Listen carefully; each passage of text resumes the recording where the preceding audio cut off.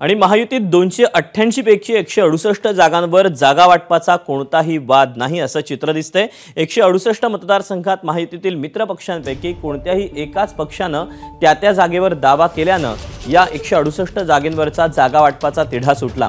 यातील बहुतांश जागा सिटिंग गेटिंग फॉर्ममुळे निकाली निघालेल्या आहेत। एबीपी माझाला सूत्रांनी याबद्दलची माहिती दिली आहे। आपण याबद्दलचे अपडेट जाणून घ्या। तुषार कोहळे आपल्या सोबत आहे। तुषार, लोकसभेमध्ये जे एकंदरीतच जागा वाटपावरून महायुतीमध्ये जी काही लढाई पाहायला मिळालेली होती ते पाहता आता सिटिंग गेटिंग फॉर्म्युल्यामुळे या सगळ्यांचा जो तिढा आहे तो सुटला असं म्हणावं लागेल।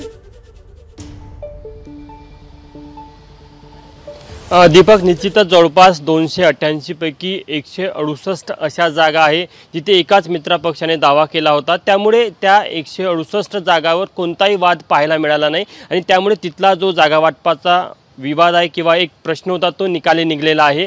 आता 31 अशा जागा आहे ज्या 2019 मध्ये त्यांच्या पक्षाच्या चिन्हावर निवडून आलेल्या होत्या।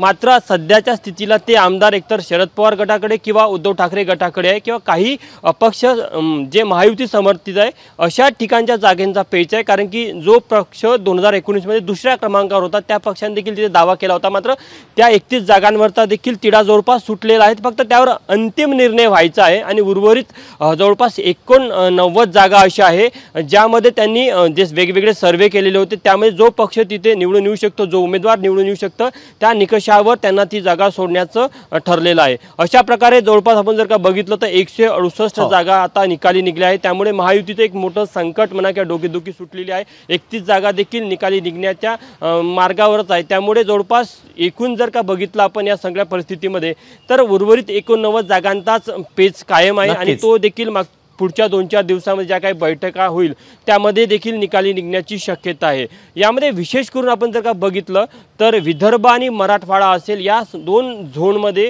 काही जागांवर भाजपसाठी उजवी बाजू आपल्याला पाहायला मिळतात, तर कोकण आणि मुंबई प्रांत असेल तिथे कुठेतरी शिंदे गटासाठी महायुतीने झुकतं माप दिलेलं आहे आणि पश्चिम महाराष्ट्रातले काही पॉकेट्स आहेत तिथे अजित पवार यांच्यासाठी झुकतं माप दिलेलं आहे। तर कुठेतरी जे जवळपास स्वाभाविकच एकमेकांमध्ये हा सगळा समन्वय साधून हे जे सगळं काही जागा वाटप आहे त्यावर आता शिक्कामोर्तब होताना पाहायला मिळते। तुषार, धन्यवाद दिलेल्या सगळ्या सविस्तर माहितीबद्दल।